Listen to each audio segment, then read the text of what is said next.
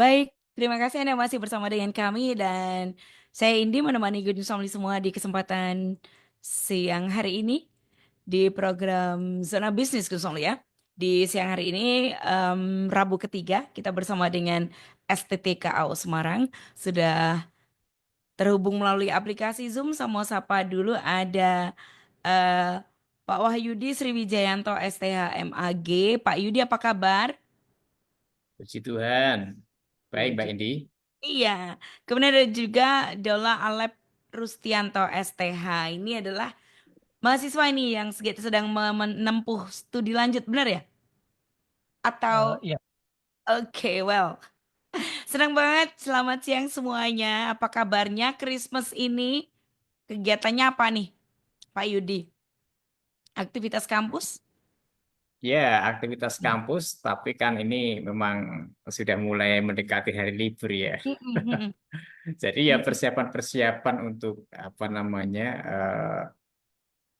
semester baru sebenarnya. Nah, selain itu juga pelayanan-pelayanan, mm-mm, khususnya apa itu namanya pelayanan Natal ya. mm-mm, ya. Nah, Mm-mm. dan ya ini banyak mahasiswa yang sudah weekend dan Oke. juga uh, Eh, weekend. mulai libur kapan Hmm. nih, Pak? Ini Kalau kalau ya kalau mahasiswa sudah mulai libur dari kemarin, oh, oke. tapi biasanya mereka pergunakan untuk pelayanan, Wendy. Mhm, ya, Nah, ya, betul. kalau STTKO ya mungkin minggu-minggu ini mungkin, karena ini mungkin ini minggu terakhir ini Oh untuk iya, apa namanya kecuali kami mereka yang di pelayanan. asrama ya Pak. Asrama pulang atau Hmm. tepi nih Pak kalau waktu Natal begini. Ya, jadi ada yang mereka praktek 2 bulan, 1 bulan, Mhm. ada yang Oh, oke. weekend, Mhm, ada juga yang ada di asrama, khususnya tingkat 1 ini ada di asrama. mhm, Tapi mereka juga diizinkan pulang. Kalau misalnya apa itu namanya eh, ya dibutuhkan di tempat mhm, apa pelayanan mereka, biasanya seperti itu. Jadi misalnya papa mama mereka gembala sidang, nah mhm, mereka mengajukan ke STT untuk minta anaknya untuk pelayanan, membantu pelayanan. Nah, biasanya mhm. kami izinkan, kita izinkan. Seperti itu. Oke, yes. Baik, Alep. Nama lengkap saya sih Dola ya tadi ya Dola. Panggilannya Alep. Alep, apa ya. kabar nih? Kayaknya lagi di jalan ya? eh, Lagi di tempat ada pelayanan. Oke, ya ya itu dia. Tempat itu, ya. Mm-mm. Siap, ya hopefully nggak mengganggu waktunya ya. Iya, Kak. Kita berharap ini nanti bakalan lancar nanti ya. Pelayanan di mana, Alep? Eh, Kalau istri pelayanan di Sumatera Utara, kalau Mhm. saya ada di regional Asia Tenggara. Oke, siap-siap. Nah itu dia. Sion Foundation tuh apa dong? Jadi, Sion Foundation itu Mhm, yayasan mhm, diakonia milik GKJTU, mhm, Gereja Kristen Jawa Tengah Utara. mhm, Pusatnya ada di Salatiga. mhm, Saya bekerja di sana selama 3 tahun sejak mhm, lulus dari STTKAO. mhm, Lalu karena saya menikah, saya harus pindah ke mhm, Sumatera Utara karena mhm. kebetulan istri pendeta di Ya. Sumatera Utara. Lalu saya ditarik ke Irfan untuk membantu di area Asia Tenggara. Jadi kami ada sebuah gerakan Mhm, untuk membantu gereja supaya bisa berdampak di tengah masyarakat dan mhm, mendampingi gereja-gereja tidak hanya di Indonesia tapi juga di negara-negara Asia Tenggara. Jadi sekarang saya mhm. kerjanya remote walaupun dari Sumatera Utara tapi bisa pergi-pergi kemana-mana lah untuk pendampingan itu. Oke, ini dia ya. Pandemi itu mengenalkan kita dengan pekerjaan yang dalam tanda kutip remote. Meskipun udah dari dulu sih sebenarnya. Tapi pasca pandemi jadi semakin akrab dengan remote ya, Alep ya. Iya, Well, oke, kita akan ngobrol karena kita punya tema yang cukup menarik. Senang belajar teologi nih. Pak Yudi dulu deh ya sebagai Kaprodi S1 teologi nih. Kenapa sih kasih tema seperti ini? Karena banyak orang menganggap kan teologi itu sulit dan berat kayak gitu kan. Terus nih how SCT bisa bikin ini jadi something yang fun, gitu ya, menyenangkan seperti itu. Bagaimana Pak? Pak Yudi silakan. Ya, ya Mbak Indi. Jadi sebenarnya tema ini dibuat bukan sekedar ini. Saya juga memikirkannya lama ya.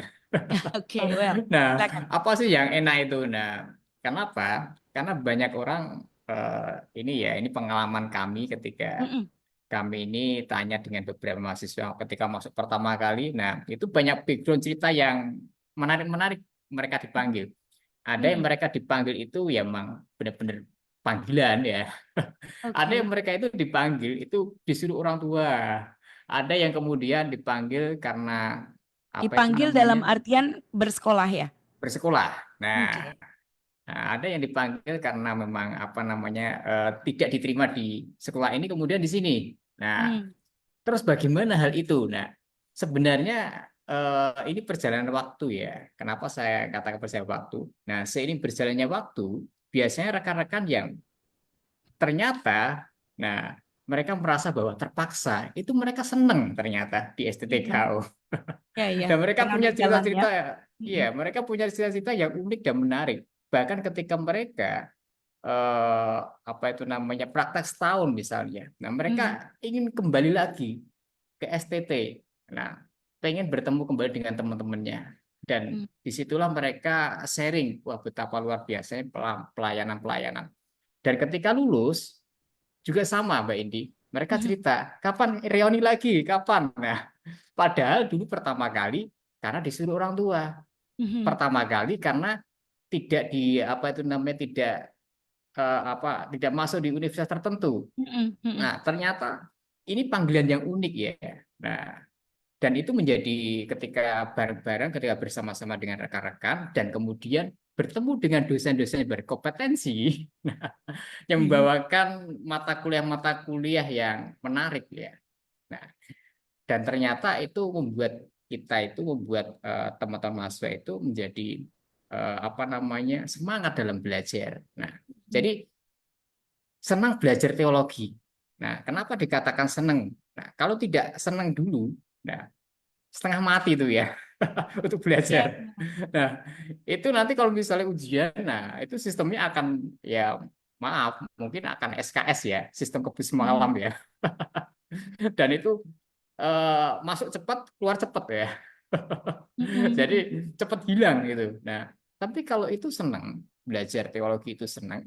Nah, dia akan suka menggali firman Tuhan, mm-mm, dia akan suka melakukan pelayanan, dia akan suka tentang ya merenungkan firman. Nah, dan dia suka berbagi. Nah, di sini. mm-mm. Nah, artinya bahwa senang belajar teologi ini sangat diperlukan sekali. Nah, dan itu Oke. dan Mm-mm, itu dan itu apakah bisa didapat? Bisa. Nah, intinya cuma satu sebenarnya kalau saya perhatikan, walaupun pertama kali itu tidak ada ketertarikan ya. Nah, mm-mm. tapi dilihat dulu, dicoba dulu. Sama ketika orang, wah saya nggak tertarik misalnya di STTKO. Nah, dilihat dulu STTKO. Dikunjungi dulu websitenya. Atau tanya mungkin sama apa namanya alumninya. Atau mungkin tanya Iya. pada dosennya. Nah, karena banyak hal-hal yang menarik yang bisa kita dapatkan di STTKO. Nah, kita ada namanya kegiatan akademik, ada juga kegiatan non akademik. Nah, keasramaan, nah, Mm. keakraban, nah, suasana akademik ya sangat menyenangkan sekali. Nah, ya dan masih banyak lagi ya. Nah, ini sekilas saja Mbak Indi untuk gambaran ya tentang senang belajar teologi ini. Oke, senang Pembukaan ya itu ini. ternyata harus menyukai dulu. Kalau Alep pertama kali memang memang apa namanya bergabung atau memilih sekolah teologi ya. Kalau Alep sendiri seperti apa sih? Memang dari awal sudah merancang untuk sekolah di teologi atau sama nih kayak yang salah gitu atau ah belajar aja nggak ngerti nanti gimana atau bagaimana nih Alep boleh cerita? Ya, Ada kalau accidentnya saya nggak? Accident atau emang kalau saya direncanakan? dari awal memang mau Udah jadi didesain ya? pendeta. Ya, Oke, sejak yes. Mm-mm. umur 3 tahun saya punya cita-cita jadi pendeta. Wow, oke. Tapi eh, sebelum saya masuk sekolah teologi di Kristus Alpha Omega Semarang, sebenarnya saya sudah pernah bersekolah teologi sekitar 8 tahun Mhm, di beberapa STT sebelumnya di Jakarta. mhm. Tapi karena ada beberapa hal terjadi dalam perjalanan pergumulan saya dengan Tuhan, Mhm. sampai ke satu titik saya pernah marah sama Tuhan. Tahun Mhm. 2016, 2015, ya 15-16, saya marah sama Tuhan. Saya putuskan 1 tahun saya benar-benar off dari apapun yang terkait dengan dunia teologi, terkait dengan Mhm. gereja. Mhm. Saya hampir 8 bulan tidak pernah menginjakkan kaki di gereja Mhm. karena saya marah sama Tuhan. Apa Tapi tuh setelah sebabnya? What the reason eh is? ya alasannya karena saya hampir lulus sebenarnya di sekolah teologi sebelum di Alpha Omega. Saya hampir Mhm. lulus, tinggal menunggu wisuda, tetapi karena ada satu dan lain hal, ada teman lah yang membuat sedikit permasalahan yang saya mungkin tidak ceritakan ke siapapun, tapi saya ceritakan ke orang tersebut. Dan akhirnya orang tersebut membukanya ke dosen dan kemudian ya saya harus mendapat konsekuensi di mana saya tidak bisa diwisuda. Mhm. But, ya kemudian dari situ saya merasa bahwa saya sudah berjuang Tuhan 8 tahun, tapi kok sepertinya Tuhan tidak berharap saya melayani Tuhan. Karena itu saya marah sama Tuhan. Saya pergi dari Tuhan selama hampir 1 tahun, tapi di waktu-waktu kepergian saya menemukan justru pengalaman hidup bersama Tuhan. Mhm. Saya ketemu benar-benar bagaimana saya rasanya disayangi oleh Tuhan. Saya bertemu bagaimana saya punya titik di mana saya merasa jenuh dengan dunia sekuler karena waktu itu saya bekerja sebagai manajer restoran di Bali. Saya setiap hari sudah Mhm. sudah penuh dengan kegiatan Mhm. menyenangkan dan lain sebagainya. Eh, untuk secara gaji ya is oke, sudah oke, Mhm. jalan-jalan nggak pernah pergi ke gereja, menikmati hidup. Tapi di situ akhirnya saya menemukan kebosanan. Mhm. Dan di situ saya baru sadar bahwa kalau kita tidak ada di jalan yang memang Tuhan tentukan, ya nggak akan ada sukacitanya. Ya. Itulah kenapa saya akhirnya kembali. Ya, akhirnya kembali dan saya memilih untuk di Kristus Alpha Omega di Semarang. Mhm. Dan saya belajar banyak hal juga di sana, menemukan perspektif lain dalam berteologi, karena aliran teologi yang saya pelajari selama 8 tahun itu berbeda dengan apa yang saya temukan di Kristus Alpha Omega. Begitu. Wow. Wow, itu deh. Jadi malu ya. Kenapa sih mesti marah segala gitu ya? Karena Tuhan nggak pernah fail dalam perencanaannya ya, Alep ya.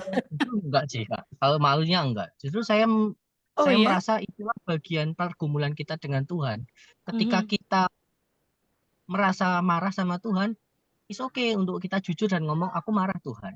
Daripada Hmm. kita berpura-pura, karena bagi saya menemukan banyak orang Kristen justru Mhm. berpura-pura terhadap iman mereka, supaya mereka tidak merasa iman mereka buruk atau iman mereka lemah. Mereka Mhm. tidak mau ngomong sejujurnya perasaan dia dengan Nggak mau Tuhan. validasi gitu ya? Ya, tapi ketika saya Hmm. belajar tentang Tuhan, justru saya belajar bahwa Tuhan butuh kejujuran dan Tuhan menghargai kejujuran itu. Dan justru ketika saya mengaku sama Tuhan, saya marah sama Tuhan, saya ceritakan semua kemarahan saya, Tuhan justru hadir untuk menyapa saya. Dan itu jadi pengalaman teologi saya bersama Tuhan. Oh well, ini dia. Setiap orang punya experience yang berbeda untuk cara Tuhan menjumpainya dengan cara yang berbeda ternyata ya, Alep ya.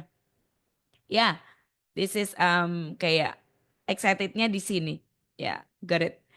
Oke, balik lagi. Berarti dalam hal ini Alep nggak pernah menemui kesulitan dalam artian bahwa teologi itu sulit dan berat nggak akan pernah ya? Nggak pernah Eh, ngerasain itu ya? kalau berat sih enggak. Teologi Mm-mm. itu menyenangkan ketika kita mampu mengaitkannya dengan hidup. Yang menjadi berat karena kita nggak pernah mengkaitkannya dengan hidup kita. Mhm. Sehingga teologi itu menjadi asing jadinya. Tapi Oh, ketika kita oke. berteologi dengan hidup kita, Mhm. seperti ketika saya belajar di KAO, mungkin ketika kami belajar tentang kitab Roma atau kitab Mm-mm. apapun itu, ketika kita kontekskan dengan diri kita, itu jadi menyenangkan dan mudah diingat. Sama Mm. dengan mata kuliah apapun lah, entah dalam Mhm. dunia sekuler, ekonomi, sosial, politik, filosofi. Kalau kita tidak mengkaitkan dengan diri kita, dengan praktek hidup kita, itu akan mudah lupa. Tapi ketika dikaitkan, oh aku punya pengalaman ini, kok cocok ya dengan teori ini, itu akan jadi lebih mudah ingat. Seperti itu sih. Yes, yes. Ini menarik ya. Oke, kalau pengalaman unik dari Alep nih sebagai mahasiswa, gimana sih senangnya seperti apa sih? Merasa terbantu atau mengubah paradigmanya tentang teologi yang selama ini ada di kepala Alep gitu, semakin dipertajam atau seperti apa nih? Mungkin boleh ceritain nih. Mungkin karena pengalaman saya berkuliah di dua aliran besar yang berbeda. Mhm, 8 tahun lebih saya berkuliah di aliran Reform Injili mhm, mhm, dengan teolog-teolog yang mayoritas sangat kuat dengan eh, filsafat, sistematika teologi, biblika. Kemudian masuk ke ranah Pentakosta karismatik yang lebih ekspresif, lebih eh, melihat spiritualitas di dalam dimensi-dimensi tertentu, mhm, itu memperkaya dan menarik karena saya bisa kemudian menemukan titik temu dan titik pisahnya antara mhm. apa yang saya pelajari 8 tahun dengan apa yang saya pelajari selama 3 tahun di STTKAO. Seperti itu sih Kak. Oke, ini yang menarik. Pak Yudi, nanti saya akan tanya lagi nih sama Alep. Titik temu dan titik pisah ini hal yang menarik yang ditangkap dan harus diterjemahkan sesuai dengan apa yang ditangkap Alep ya. Pak Yudi nih, kembali lagi bagaimana sih membantu mahasiswa yang dalam tanda kutip tadi awalnya kan Pak Yudi sempat bilang ya mereka harus senang dulu. Tapi masuk tuh ada yang merasa dalam tanda kutip salah jurusan, salah ambil atau daripada tidak sekolah, daripada nganggur mungkin ya.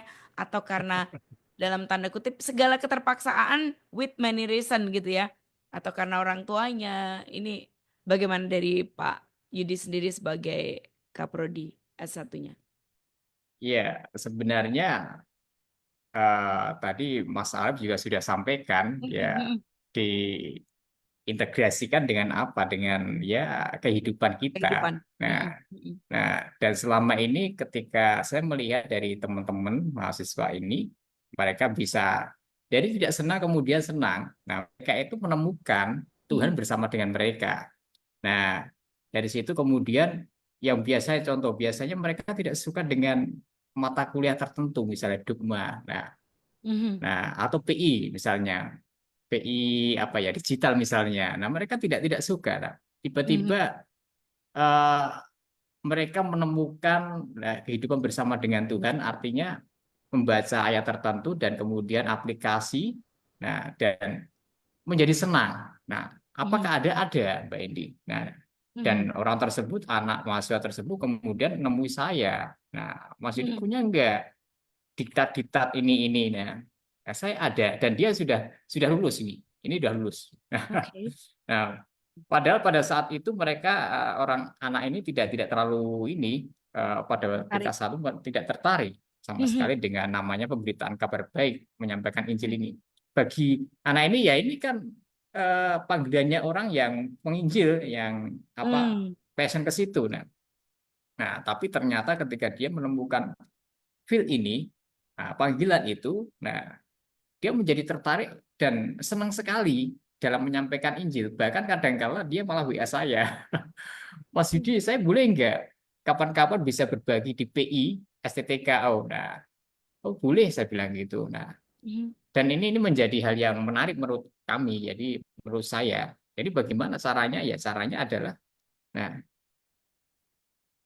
harus menemukan passionnya. Jadi dia harus bertemu dengan Tuhan. Nah, dan mengaplikasikan.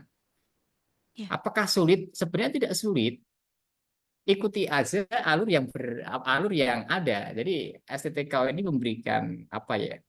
eh, Contoh adalah program-program ya kegiatan-kegiatan itu membantu teman-teman dalam mendekatkan spiritual mereka. Nah, meningkatkan spiritual mereka. Contoh ada kegiatan penginjilan, nah, atau doa, doa pribadi, doa bersama-sama, doa pemberdayaan. Nah, ini membantu sekali sebenarnya.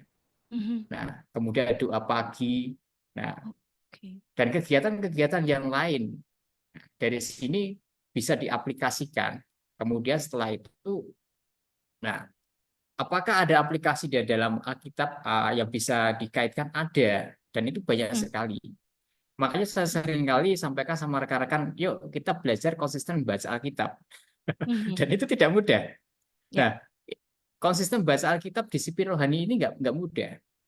ya. Saya pernah belajar membaca firman, membaca Alkitab. Nah, ini mungkin sehari pertama 5 pasal. Nah, sekarang mungkin udah mulai ya sehari bisa 14 pasal. Nah, terus bagaimana caranya? Nah, kalau pertama kali bagi orang yang tidak terbiasa sulit, Mbak Indi, sangat sulit sekali. Sama orang doa kalau 3 jam 4 jam. Nah, bagi orang tidak terbiasa, wah ngapain doa lama-lama? Tapi karena orang itu punya disiplin rohani yang seperti itu, buat dia itu kesukaan.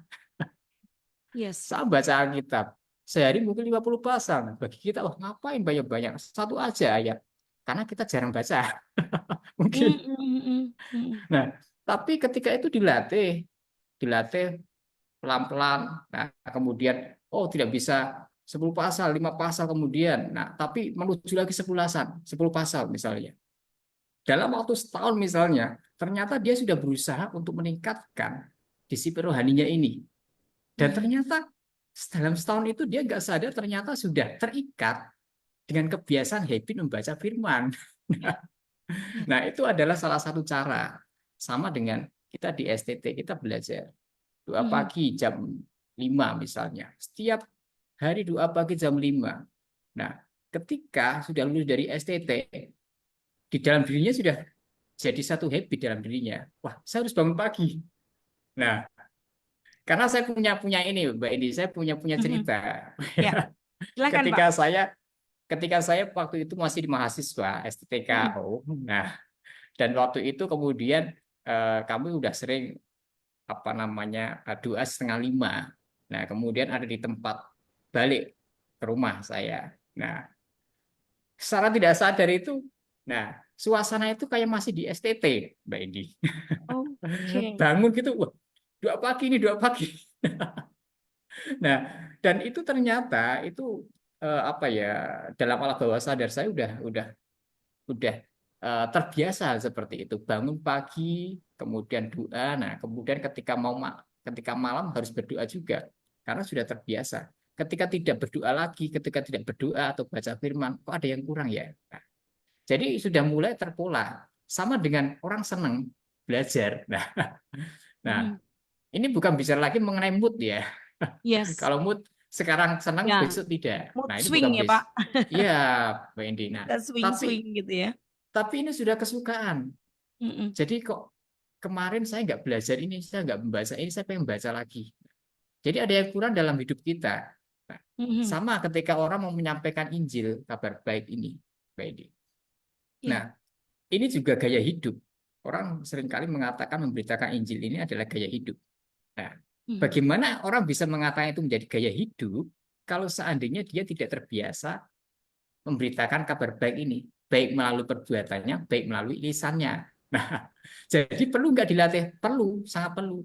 Mhm. Bahkan setiap waktu, setiap hari, nah kita melatih, kita menyampaikan kabar baik.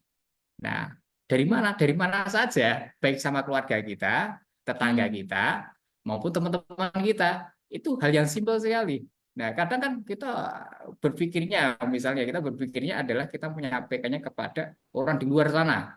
Nah, Mhm. Ya. seringkali saya melatihnya gini, Mbak Indi, simple ya. Coba kita setiap waktu, setiap hari misalnya, kita coba ceritakan kabar baik ini kepada siapa? Kepada keluarga kita dulu. Nah, keluarga kita, kepada teman kita. Nah, jadi Mhm. tidak hanya di dalam gedung gereja, tapi setiap kali kita berjalan, setiap kali kita nongkrong, setiap Mhm. kali kita ngobrol, nah, kita sisipkan kabar baik ini. Artinya Mhm. hidup bersama dengan Tuhan ini. Nah, pengalaman hidup kita bersama dengan Tuhan ini. Wah, ini Mhm. sangat hidup. Jadi kapanpun kita bisa membuat ya gaya hidup kita ini nah bersama dengan Tuhan. Nah, itu yang saya maksud. Jadi kesenangan itu bisa dibuat sebenarnya. Nah, apakah bisa dipaksa? Kalau dipaksa sangat sulit ya. Ya. Nah, tapi ketertarikan itu bisa dipancing menurut saya. Mhm. Nah, jadi dia tertarik dengan ini. Nah, pancingannya apa? Nah, kenapa orang seringkali apa namanya menganggap bahwa sekolah teologi itu sakral sekali. Nah, Mm-mm. kemudian Betul, takut. apalagi kalau yang dulu ya Pak ya, kalau zaman dulu apalagi ya, nggak bisa kayak, nggak bisa disentuhkan dengan kehidupan. Ya, Sekarang ini kita mesti bikin itu tadi, aktivitas parsial yang kecil-kecil-kecil ternyata semuanya bisa betul. tentukan di sana. Sehingga boleh menjadi kesenangan gitu ya Pak Yudi ya. Betul sekali. Jadi ada integrasinya dalam kehidupan. Nah, Mhm. ini kita nggak bisa membedakan antara hidup kita dengan teologi. Itu nggak bisa Ya. membedakan. Artinya nggak bisa dipisahkan. Kalau Mm-mm. kita ngomong ini urusan agama, ini urusan sekular, nggak bisa. Bagaimana kita berteologi? Ya dalam kehidupan kita mas, kita sendiri-sendiri ini ya kita harus berteologi. Artinya yang Mm. dimaksud berteologi itu bagaimana? Ya hidup kita bersama dengan Tuhan. Nah, Yes. di Mhm. tempat pekerjaan kita, apakah kita bisa berteologi? Bisa. Nah, Mm. yang dimaksud bagaimana? Ya dimaksud aplikasi hidup kita, memberikan kasih kita. Mm. Contoh, ketika kita bekerja kadang apakah bekerja mencari uang benar enggak? Nah, benar. Nah, tapi yang lebih benar adalah bagaimana kita mendapatkan kepercayaan. Mm-mm. Nah, makanya kan ada satu ayat ya yang menggelitik ya ini. Nah, orang yang bisa dipercaya, nah itu mendapat banyak berkat. Nah, ini salah satu ya Mbak ini ya, salah satu. Ini salah satu adalah aplikasi dalam hidup. Misalnya kita Mm. bekerja. Nah, cuma kadang orang berpikir adalah ya cari kerja berat. Orang bekerja carinya cari uang ya. Mm. Nah, makanya saya seringkali sampaikan bahwa bekerja dan melayani. Nah, Mm. konteks melayani dan bekerja ini apakah sama? Nah, sebenarnya bisa dikatakan sama juga karena ada lagunya bekerja di ladang Tuhan. Nah, Nah, ini dia. nah hanya memang apa namanya kalau dunia akademisi teologi ini kan lebih ini ya apa namanya lebih mengkotak-kotakan ya artinya Mm-mm. ini arahnya ke sini ini arahnya ke sini. Nah, hanya yang pengen saya berikan gini ketika kita belajar berteologi agar kita senang. Nah, hidupi teologi itu. Nah, Mhm. jangan kita berpikir bahwa teologi itu rumit. Nah, Ya. ya rumit itu bukan teologinya, tapi pikiran kita, Nah, betul. Mindset kita ya, pikiran kita mindset ternyata. kita. Ya, tantangan-tantangannya muncul justru dari kepala kita justru ya. Betul. Makanya gini Mbak Indi, saya sering kali sebelum mahasiswa skripsi, nah itu saya kumpulkan. Saya selalu bilang sama teman-teman mahasiswa, skripsi itu mudah. Nah, Mhm. yang sulit itu adalah pikiran kita. Nah, kalau kita ngikuti alurnya yang sudah ditetapkan, itu Mhm. mudah. Kenapa kan menjadi sulit? Karena kita tidak menuruti alurnya. Nah, dan kenapa kita tidak menuruti alurnya? Karena kita tidak membaca alurnya, tidak tahu Mhm. alurnya. Kenapa kita tidak Ya. tahu alurnya? Karena tidak ingin tahu alurnya. Nah, masalahnya di situ. Jadi Nah, keinginan tahu ini masalahnya. Nah, ya. seperti itu sebenarnya. Kalau diruntut ya. Nah, jadi Ya. apakah semuanya bisa sebenarnya? Bisa. Dan porsinya sama semua. Hanya masalahnya adalah kecepatan ya. Ya, betul. Artinya misalnya saya Pentium 2. Nah, ini Pentium masalah Pentium 1 misalnya. Nah, bedanya hanya itu, tapi semuanya versinya sama. Artinya apa? Artinya tidak ada yang maaf Mbak ini ya, masalah ya. Nggak ada manusia itu orang itu bodoh itu nggak ada. Mhm. Yang Ya. ada itu orang yang sudah tahu sama belum tahu.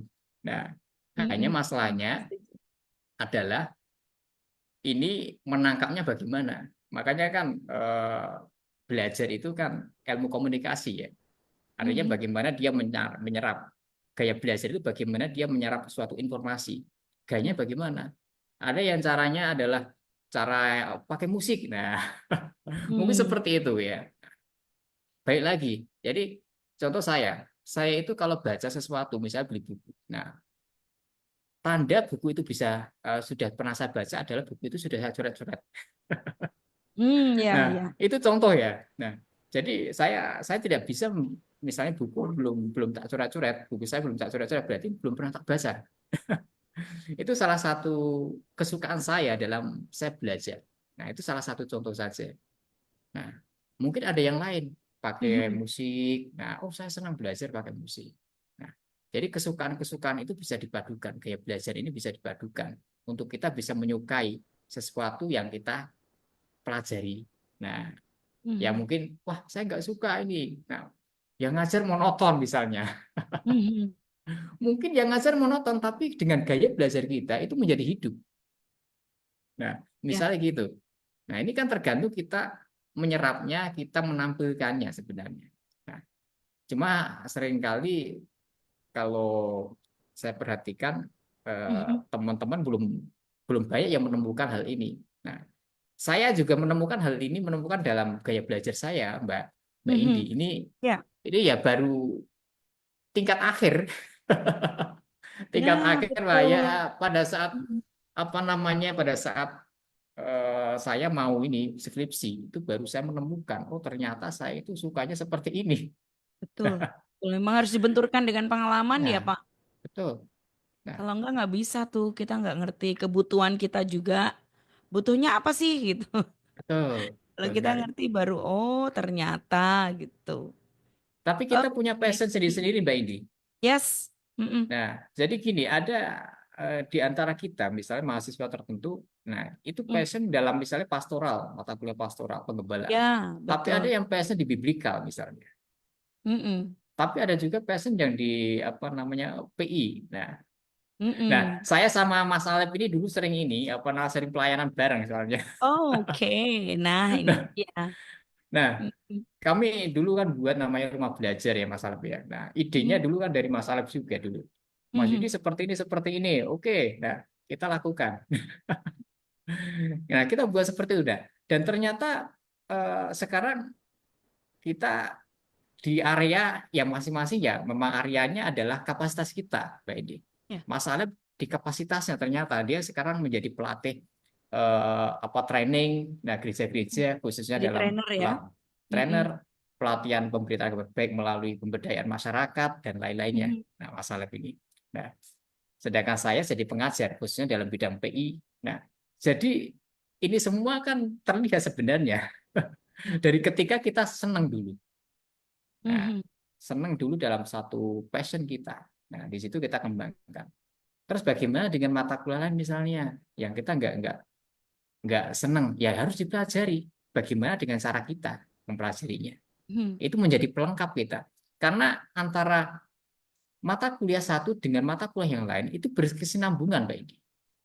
Oh, Jadi nggak bisa nuansanya ya, dipisahkan. Iya, tidak jadi terpisahkan ya, misalnya, Pak. iya, misalnya kurikulum teologi itu berkesinambungan semua.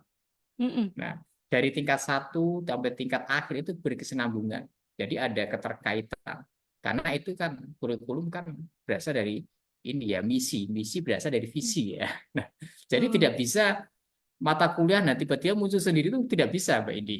Nah, jadi itu ada kesinambungan yang Mm. sebenarnya ini sangat berguna bagi ya kita semua. Nah, terlebih ya mahasiswa yang mengikutinya. Seperti itu Mbak Indi. Ya, wah ini tipsnya jadi banyak banget ya, Krisnoli. Jadi untuk Anda yang masih dalam tanda kutip in Japanese is awang-awangan untuk belajar itu ternyata tuh wah nggak mesti dimunculkan. Mas Alat mungkin bisa ceritain pengalamannya nih. Pun udah 8 tahun dan sebagainya karena tadi sempat menemu titik pisah dan titik temu. Kalau Mas Alep sendiri gimana mengaitkan setiap apa pembelajaran itu ke hidup. Nah, Eh, aplikasinya kemungkinan silahkan boleh anything deh mas. ya kalau saya secara pribadi pertama melatih untuk berpikir ya dan bertanya. Mm. Oh, Karena secara dunia pendidikan mungkin mm-mm. dua 20 tahun ke belakang dunia pendidikan kita mengajarkan murid-murid untuk takut bertanya. Mm. Para ahli pendidikan mengatakan bahwa banyak pendidik-pendidik di Indonesia itu takut untuk ditanya oleh murid-muridnya. Tapi saya men-challenge diri saya untuk belajar bertanya. Bertanya tidak harus kepada guru, karena kadang-kala eh, di dalam konteks mengajar seperti Mas Yudi mengajar di kelas itu kan waktu terbatas ya, waktu Mm-mm. terbatas, materi Betul. pun padat dan lain sebagainya. Mau nggak mau kita sebagai mahasiswa ketika kita punya pertanyaan catat itu dan tanyakan kepada buku, cari tahu di buku. Karena itu saya biasanya setelah perkuliahan saya suka cari buku mencari buku di luar apa yang diajarkan dosen. Seperti dulu waktu saya ada di salah satu STT di Jakarta, dosen saya mengatakan jangan baca buku-buku ini.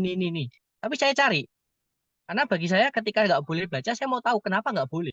Jadi saya Oke. baca dulu bukunya. Setelah saya baca, terus saya konfirmasi ke perspektif teologi saya, konfirmasi ke Alkitab, saya baca lagi tentang pengalaman hidup saya dengan Tuhan. Saya menemukan, oh ya, buku ini tidak sebaiknya tidak dibaca oleh anak di dalam tahap seperti apa.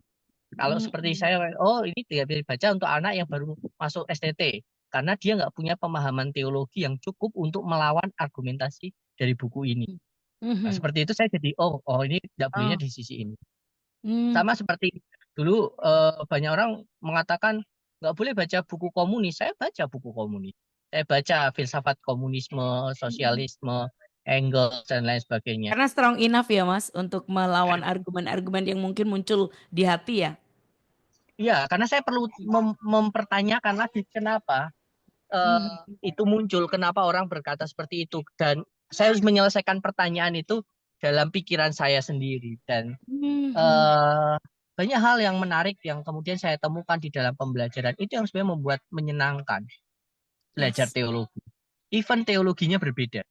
Itulah kenapa saya bisa berjumpa dengan banyak teolog seperti Mas Yudi dengan aliran Pentakosta karismatik dan kemudian diwarnai dengan eh, pemahaman Islam yang sangat kuat, IAIN dan lain sebagainya. Saya Mhm. tertarik dan senang ngobrol dengan Mas Yudi karena saya merasa bahwa ini perspektif yang berbeda dari apa yang pernah saya pelajari dan saya mau tahu lebih banyak.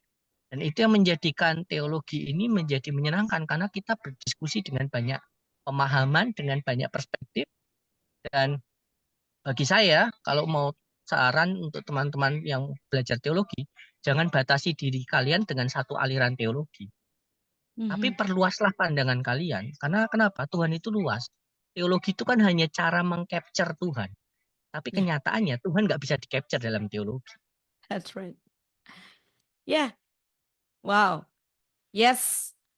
Meskipun kemasannya adalah teologi sama dengan belajar agama atau well sebut aja belajar tentang Tuhan ya. Tapi keterkaitannya sesuatu yang disuguhkan itu ternyata banyak sekali yang bisa memperkaya kita tentang pemahaman itu ya. Harus belajar dari banyak arah, dari banyak sumber. As long itu tidak menciderai iman ya, Mas Alep ya. Imannya harus strong Eh, enough, kokoh ya, cukup kuat kalau gitu saya sih, ya. kalau saya ada Heeh. satu buku yang pernah saya baca dan ini Oke. menarik. Heeh. Iman itu Wow. selalu berproses. Dia Hmm. ada dalam tiga tahapan. Pertama, tahapan sebelum iman atau pre-faith, lalu Mhm. tahapan krisis, the critical faith, dan kemudian post-faith. Jadi tahapan setelah masa krisis. Hmm. Artinya apa? Pada kenyataannya ketika kita beriman kepada Tuhan, iman kita terus bertumbuh lewat krisis. Krisis itu Mhm. bisa muncul lewat permasalahan hidup. Mungkin ada yang mengalami tantangan di dalam permasalahan hidupnya, sehingga dia kemudian mempertanyakan Tuhan dan kemudian menemukan Tuhan. Mhm. Atau bisa dijadikan juga krisis itu adalah dalam dunia studi. Ketika kita berstudi, it's okay untuk kita jadi meragukan Tuhan di tengah studi kita ya. Oke. Kenapa? Karena ketika kita mulai ragu, kita akan bertanya dan mencari tahu. Dan setelah kita mencari tahu, kita akan menemukan sesuatu yang jauh lebih jelas daripada sebelumnya. Dan saya rasa it's okay untuk tetap ragu dan kemudian mencari tahu. Karena itu bagian dari cara kita beriman kok. Tapi goalnya how? Jadi dari doubt to belief itu loh. Itu harus tetap kan?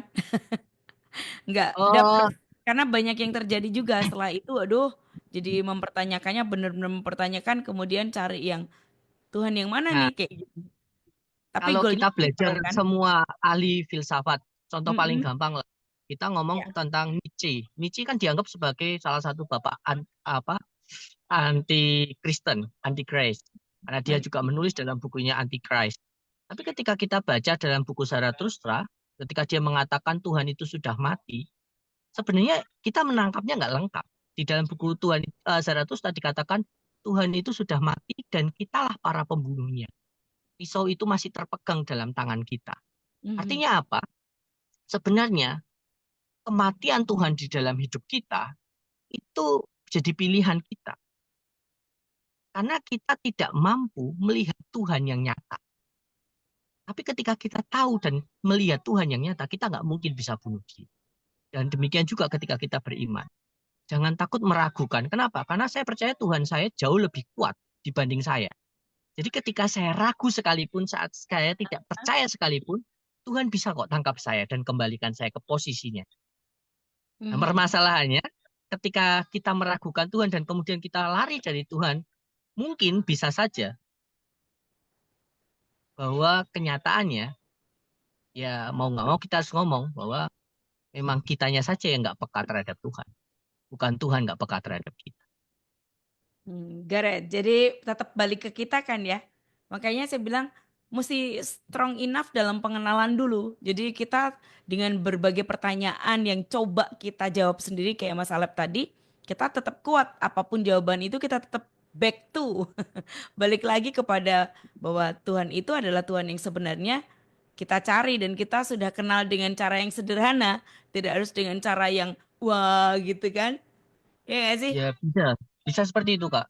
Hmm, Dan hmm, hmm. bisa juga enggak ya. Dalam artinya gini, Oke. kadangkala kita menemukan Tuhan yang berbeda dari apa yang kita yakini. Hmm. Kadang kita mengatakan, oh Tuhan itu penuh kasih, tapi pada kenyataan realita hidup kita, kadang kita menemukan wajah Tuhan yang garang, yang marah. Tenang. Permasalahannya mau nggak kita terima kenyataan bahwa itulah Tuhan kita. Kan di titik itu masalahnya. Mhm. Kadangkala kita memandang Tuhan hanya sesuai perspektif kita. Ya itu yang Ya, membuat kita nggak bisa yang terima penuh Tuhan. dengan kasih dan karunia yang gitu-gitu. Nah, Tapi tidak permasalahannya kalau melihat kita catnya ya. betul. Mhm. Sama kayak kita ginilah Kak. Saya punya istri, saya punya pasangan. Mhm. Mhm. Kalau saya melihat pasangan saya hanya di sisi baik dia, Ya.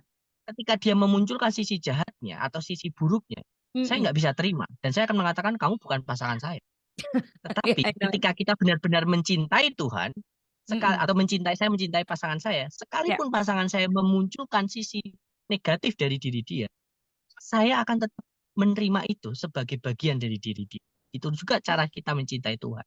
Kalau Yes. engkau mencintai Tuhan, terimalah Tuhan dengan segala muka yang dia tampilkan. Karena itulah Tuhan. Wow. Gareth, guys, ini mantap nih Gun Saulia karena itu dia kita tuh kayak mempersepsikan Tuhan tuh sesuka hati ya Mas ya, Mas Alep ya, sesuai dengan yang kita Ya. harapkan, yang kita dambakan. Makanya saya senang banget dengan satu statement yang sering saya dengar, eh, pegang itu perintahnya, jangan janjinya. Nanti kalau janjinya nggak ketemu, kita nanti bingung. Duh, ini bukan Tuhan yang saya yakini nih. Kayak gitu. Oke ya, bertemu dengan banyak dengan beberapa face, beberapa emonya Tuhan itu jauh lebih baik. Ini yang dibilang senang belajar teologi, selalu dikaitkan dan kalau dari Mas Alep tadi, sedapat mungkin apapun pertanyaan di kepala kejar aja gitu ya. Harus divalidasi ya Mas Alep ya. Iya, Ya, Kak. setiap Iya. pertanyaan, setiap rasanya harus divalidasi dan kehebatan dan keagungan Tuhan adalah akan mengembalikan kita ke posisi yang seharusnya. Wow, ini mah memang memang harus begitu. Oke, bagiin ke Pak Yudi ada pertanyaan lagi, ada tambahan? Silakan. Memang sih semenyenangkan itu belajar teologi. Diawali dengan tadi ya, Mas Yudi ya, Pak Yudi Ya. ya, antara apa sih kita tuh dari tahu dan belum tahu dan seberapa ingin tahu kita itu yang mengawali dan mengubahkan semua rasa senang atau apa, bahkan menghilangkan tantangan-tantangannya ya. Silakan, ada tambahan lagi? Ya, saya sering kali ketika saya mengajar, Mbak Indi ya, Mm-mm. mengajar tentang khususnya teologi agama-agama ini ya. Nah, Mhm. ini saya selalu sampaikan pada mahasiswa bahwa agama dengan teologi itu berbeda. Mm. Nah, bedanya di mana? Kalau kita melihat ini ya, melihat antara agama ya dari apa konsep agama ini kan dari bahasa Sanskerta ya, tidak agama kacau ya. Mhm. Jadi bagaimana agama ini kan salah satu cara untuk mencari Tuhan. Nah, ini agama. Berbeda Mhm. dengan teologi. Teologi ini adalah dari kata theos dan logos, yaitu ilmu yang pelajari mengenai Tuhan, ya, belajar mengenai Tuhan. Nah, Mhm. mungkin lebih tepatnya adalah ya belajar mengenal Tuhan ya. Nah, lebih tepatnya seperti itu ya. Nah, dan dua hal ini kadang kalau kita melihatnya sebenarnya berbeda sebenarnya. Nah, tapi Mhm. nah banyak yang menyamakan. Nah, Mhm. nah makanya gini, eh, teologi ini sangat penting sekali untuk dipelajari. Nah, Mhm. khususnya ketika orang mau mengenal Tuhan. Nah, apakah perlu namanya belajar? Perlu. Nah, karena Tuhan itu suka dengan orang yang belajar. Karena Tuhan suka dengan pengetahuan. Nah, takut akan Tuhan adalah permulaan pengetahuan. Nah, kan seperti itu. Ya. Nah, dan kalau dilihat lagi bahwa nah, konsep mengenal Tuhan ini, ketika orang sudah mengenal Tuhan ini, dia akan memiliki pengetahuan, akan memiliki hikmat. Nah, sehingga apakah dikatakan bahwa orang yang mengenal Tuhan itu adalah orang yang bodoh? Enggak. Tidak ada orang yang mengenal Tuhan itu dikatakan bodoh, enggak ada. Nah, dia pasti orang yang berhikmat, orang yang pintar. Yes. Makanya tidak heran, Mbak Indi, ada satu kesaksian bahwa orang gila aja baca Alkitab itu bisa sembuh. Ada kesaksian seperti itu. Lu kok bisa? Loh, Mhm. kan juga aneh juga. Kenapa Ya. saya katakan aneh? Nah, orang gila baca Alkitab, kok bisa? Nah, jadi Ya. pikiran seseorang ketika baca firman ini akan dipengaruhi sehingga dalam seluruh hidupnya ini akan dipengaruhi oleh firman. Nah, Mhm. Ya. dan ketika orang ini sudah kenal dengan Tuhan, pasti dia akan suka dengan pengetahuan. Seperti tadi Mas Alep tadi sampaikan bahwa keingintahuan. Nah, Yes. dia harus mengenal dulu Tuhan. Nah, atau mungkin bisa nggak itu dari apa namanya keingintahuan atau belum mengenal kemudian ingin tahu. Mhm. Nah, ini sedikit sharing ya, Mbak Ya, Indi ya. boleh Nah, silakan, Mas. sebelum saya mengenal Yesus ya ini.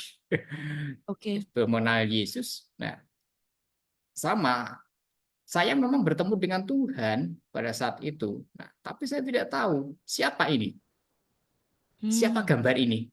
Nah, tetapi dalam hati itu penasaran, kenapa di situ ada satu gambaran, nah, tokoh terbesar sepanjang masa. Nah, itu satu keingintahuan. Padahal saya cuma pada saat itu cuma lihat dari apa? Dari satu penglihatan dari mimpi saya. Nah, Hmm. ini siapa ini? Nah, kemudian saya lihat traktatnya itu apa gambarnya itu saya cari. Nah, tokoh terbesar sepanjang masa. Bertemulah dengan orang percaya. Mhm. Diceritakan, oh, ini adalah Yesus. Siapa Yesus? Tuhan. Nah, dan juru selamat. Loh, Tuhan dan juru selamat. Saya baca Alkitab lagi, Mbak Indi. Nah, ketika Mhm. baca Alkitab aneh. Tuhan kok ngajarkan berdoa? Dia terus berdoanya sama siapa? Mhm. Itu satu pertanyaan lagi. Kenapa seperti itu? Nah, mungkin tadi ya yang disampaikan Mas Alep tadi ya, keraguan-keraguan ya misalnya. Ya. Sama siapa? Nah, kalau tidak belajar teologi Mbak Indi, ini akan tersesat di jalan. Bingung. Jawabnya bagaimana sih? Nah, Ya. tapi ketika belajar teologi kita sudah tahu. Oh, nah diajar. Ternyata ketika kita belajar lebih dalam lagi tentang Injil, nah, itu mencerminkan beberapa sisi di situ. Nah, Injil Markus nah, menyatakan bahwa Yesus sebagai raja, nah, Markus sebagai hamba, eh, kemudian Lukas sebagai manusia, nah, kemudian Yohanes sebagai anak Allah. Nah, ini adalah satu kata kunci sehingga nanti bisa melihat, oh berarti Yesus itu kenapa dia berdoa, mengajarkan berdoa. Yesus sebagai manusia mengajarkan doa. Karena teladan mana yang bisa diteladani kecuali siapa? Tuhan Yesus. Berarti Mhm. Allah yang jadi manusia itu tidak ada namanya contoh yang salah. Contoh nggak salah, nggak mungkin. Namanya contoh itu kan harus benar, akan dituruti. Kalau Ya. misalnya contoh salah, bukan contoh namanya. Harus dikoreksi contohnya ini. Itu logikanya, logika berpikir. Ya. Jadi pertanyaan-pertanyaan semacam ini, nah ini harus didasari dengan apa? Belajar teologi. Nah, maka daripada itu memang sebaiknya ini, nah kita Mhm. semua mau belajar teologi. Nah, Ya. nah mungkin dari pendengar mungkin ada yang, oh kok saya ingin sekali ya. Nah, silakan nggak apa-apa kalau mau gabung dengan STTKO. Ya, Nah, kita betul. terbuka sekali. Silakan Nah, banget ya. Oke, ya, ke Mas Alep. Mas Alep, gimana sih bisa Ya. menemukan sukacita dan kebahagiaan atau apa namanya istilahnya? eh, s- Bukan excite ya. Sangat excite untuk menggali banyak hal dan dikaitkan dengan teologi yang dipelajari Mas Alep pun yang kayaknya tuh oleh pengajar dilarang gitu kan. Yang mendorong Mas Alep itu seperti apa? Apa? Ya, ya karena saya memang punya banyak pertanyaan aja Kak, Mm. dengan banyak hal Oh, ya, oke. Mm-mm. nggak sekadar dengan teologi, tetapi Mm-mm. dengan Mm-mm. kehidupan. Karena Mm-mm. buat saya ketika saya hidup, saya perlu tahu banyak hal. Saya perlu ngerti kenapa ini terjadi, itu terjadi. Mungkin sejak SMP, SMA saya suka sejarah juga. Jadi saya cari Oh, tahu kenapa kenapa perangnya segini lama, kenapa Indonesia dijajah sedemikian lama, dan cari tahu dan terus mencari tahu.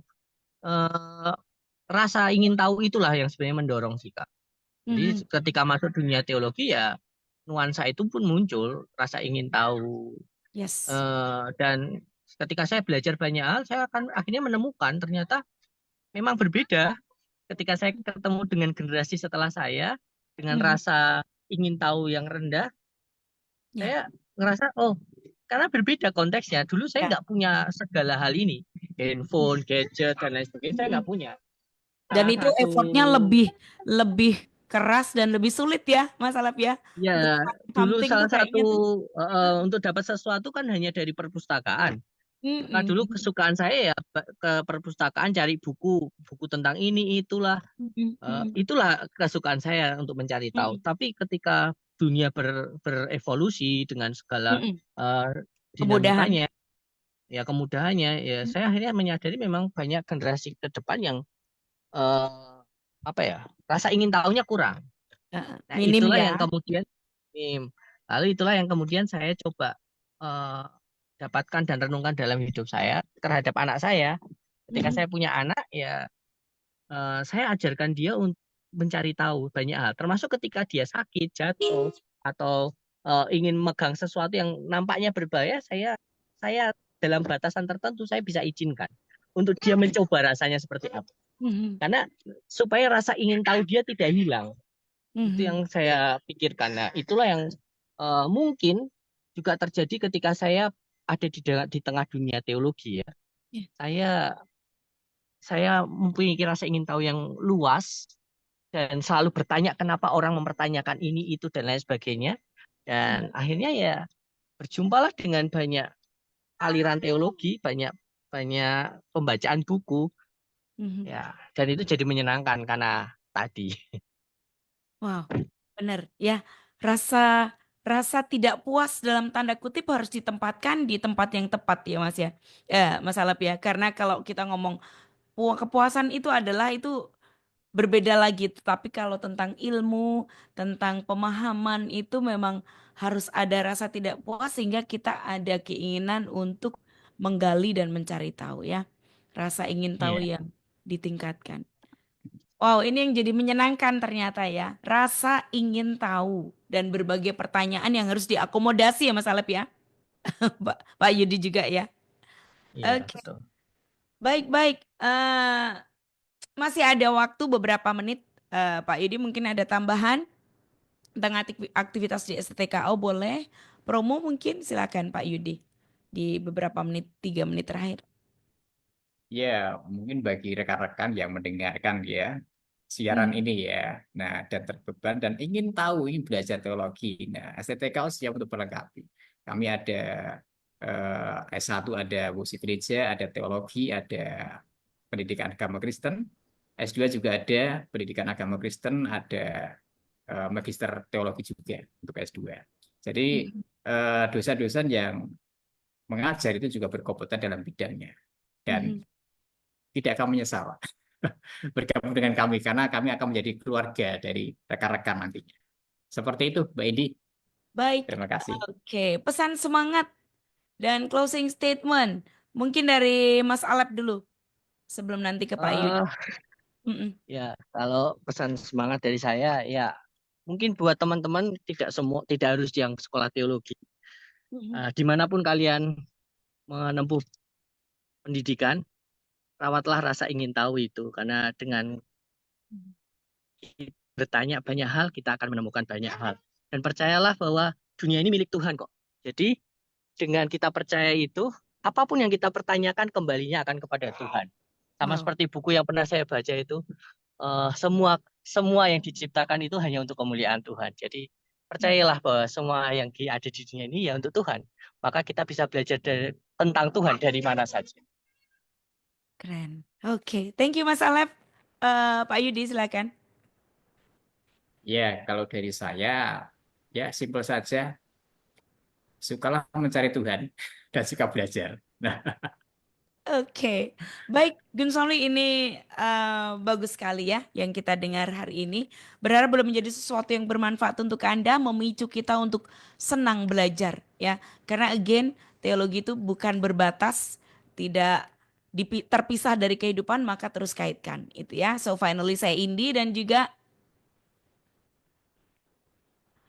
Pak ya Yudi. saya Yudi. Dan Alep. untuk Genis FM, bisa listen you at 94.9 Genis FM, Genis for the family. God bless.